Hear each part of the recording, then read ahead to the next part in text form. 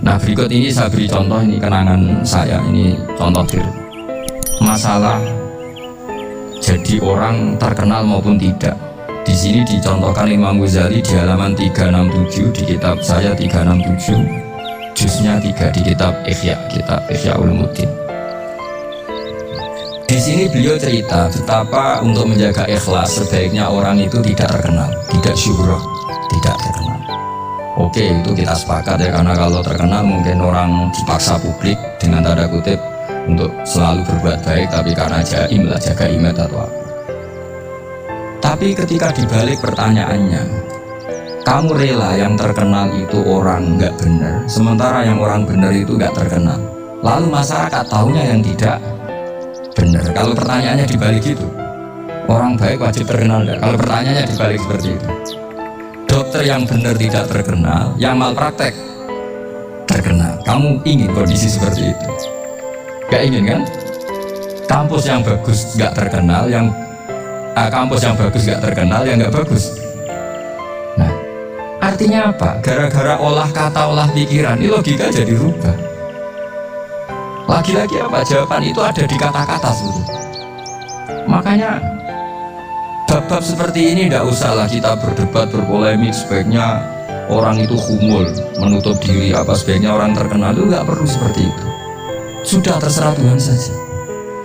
Makanya saya mulai dulu ngaji sampai sekarang itu ya tidak punya punya ikon tertentu atau punya website tertentu, enggak. Sudah terserah pengiran. Saya juga tidak sok suci materialistik atau enggak, ya tidak mikir saya. Bukan apa-apa ya, karena saya ini kiai, jadi biasa urusannya sama Allah dan sama makhluk, jadi pusing kalau sama sarah-sarahnya makhluk itu pusing. Meskipun rektor kalau nasihati saya pasti tidak saya terima, itu tetap makhluk, itu sudah ada ngefek. Kalau saya itu sudah ada itu. Bukan karena saya sombong, ya memang makhluk betul itu, bukan cuma nasibnya berjual, tapi makhluk tetap makhluk. Saya beri contoh ya, ini makalah yang ditulis Imam Ghazali. Ya, I'lam aslahaka wa ana aslal jah wa intisarus sayyid atau sayyidi wal istihar bahwa mazmum balil mahmudu al-humulu ilaman saharahu wa ta'ala linasridini min huiri takallufi tolabi syuhrati minhu. Jadi kalau kamu ingin ibadah kamu selamat, ya kamu jangan terkenal. Tapi resikonya adalah kalau kebaikan itu tidak terkenal, maka nggak dikenali. Kalau nggak dikenali berarti masyarakat hanya punya percontohan yang tidak baik, karena yang baik tidak terkenal. Jadi itulah ulama-ulama dulu. Jadi apa-apa itu dibanding-bandingkan. Kemudian nanti kelihatan, jawabannya itu kelihatan. Jadi ulama dulu itu biasa ngarang misalnya afatun nikah, sisi negatifnya nikah. Harus hormat istri, harus macam-macam, kalau terlantar itu ya dosa. Seperti tadi Pak Marsudi cerita, kalau orang ngapalkan Quran itu takut lupa, kalau lupa itu jadi dosa. Pertanyaannya, kalau semua orang takut lupa, takut dosa, semua orang nggak hafal Quran karena potongan-potongan lupa. Cara berpikir tidak seperti itu. Kalau berpikir ya namanya hafalan, ya inginnya hafal, kan nggak ingin lupa.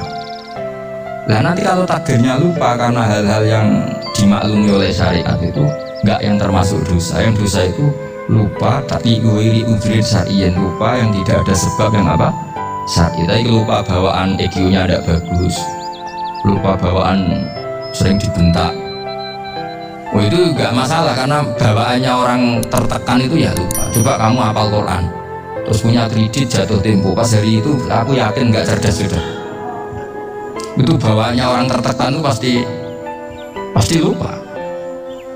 Jadi ya saya teruskan ya. Jadi terus ada makalah yang sangat bagus sekali tentang itu, saya baca. Wa yadullu ala dzalika anna Allah azza wa jalla amaral anbiya'a bi idharil amali lil iktida wa khassahum bi mansibin nubuwah. Wa la yajuzu ayyudhanna bihim annahum hurrimu afdhalal amalin. Jadi orang yang terlalu mendewa-dewakan humul itu menutup diri. Oke, itu baik, karena dengan humul, dengan menutup diri Anda tidak ria, Anda tidak pamer. Tapi kata Imam Ghazali, kamu juga harus ingat, di antara syaratnya Nabi itu harus mengumumkan kalau beliau itu seorang Nabi. harus memaklumatkan kalau beliau seorang nabi supaya bisa diikuti. Caranya sholat harus diumumkan sehingga nabi itu mengatakan harus jamaah. Kan dengan cara jamaah itu bisa shollu kama ra'aitumuni usolli. Coba kalau nabi sholatnya nggak diperlihatkan, kamu harus sholat yang benar. Caranya gimana ya Rasulullah? Itu rahasia. Bingung nggak kira-kira? Bingung nggak? Ya misalnya amal rahasia selalu lebih baik. Terus ada pertanyaan, Nabi ngendikan kamu sholat yang benar, caranya gimana Nabi? Ya itu rahasia, terus gimana coba? Tapi Nabi ngendikan apa? Shollu kama ra'aitumuni usolli. Ya sudah, kamu sholat niru saya sholat. Berarti Nabi sholatnya diperlihatkan apa disembunyikan? Diperlihatkan. Jadi begitu juga saya berkali-kali bilang, orang tahu kalau itu bidan ya berdasar tulisan itu bidan, tahu kalau itu dokter gigi ya itu dokter gigi. Jangan sampai gara-gara ada tulisan mau beli alat bangunan di dokter gigi, mau periksa gigi di toko bangunan. Gara-gara apa? Nggak ada maklumat. Ya, di sini ulama-ulama selalu memaklumatkan dirinya. Termasuk Imam Ghazali ketika ngarang kitab dinamai Ihya Ulumuddin, bahwa kitab ini bisa menghidupkan ilmu-ilmu agama yang mulai hilang. Begitu seterusnya. Jadi ini ngaji ya, jadi orang itu harus ngerti, jadi jangan nuruti emosi sendiri atau logika sendiri bahwa saya suka humul, ya monggo, agama Islam menyediakan sarana itu. Uzlah itu ya punya sisi kebaikannya sendiri, tapi syuhrah terkenal asal tidak nuruti nafsu juga punya sisi kebaikannya sendiri. Setidaknya umat ini punya satu master kebaikan yang mudah diakses. Tapi tadi saya ulang lagi, jangan karena hadun nafsi, jangan karena kepentingan pribadi. Makanya di sini disebutkan wa yadullu ala dzalika ala syuhrah anna wa ta'ala amarul anbiya bi dzaril amal lil ibtida. Allah selalu memerintahkan para nabi kalau ngamal kebaikan ya harus dimunculkan supaya bisa itu. Ya itu tadi, kita tidak bisa bayangkan kan kalau misalnya Nabi menyuruh kamu harus sholat yang benar, kemudian sholatnya Nabi sembunyi.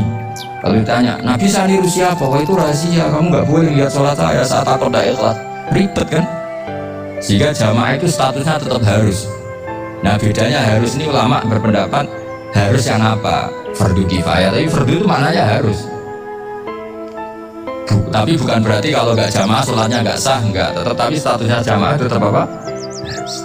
Nah barokahnya harus ini, orang yang baru sholatnya langsung bener karena ada yang diikutin. Coba kalau mantan dukun baru sholat terus sholat sendiri, itu mesti mirip mantra. Karena dia tidak ada master percontohannya. Tapi barokahnya ada master, orang paling bodoh pun kalau sholat ya bener, karena standar ada komandonya, ada imamnya. Sehingga Imam Ahmad malah berpikir keras, syarat sahnya sholat itu harus jamaah. Cara pikirannya Imam Ahmad keras sekali beliau.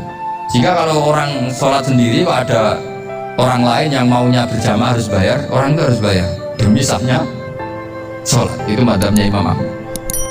Tapi kalau madhab Syafi'i hanya mengatakan itu fardu kifayah, yang kalau satu komunitas gak mau melakukan semuanya apa? Bisa.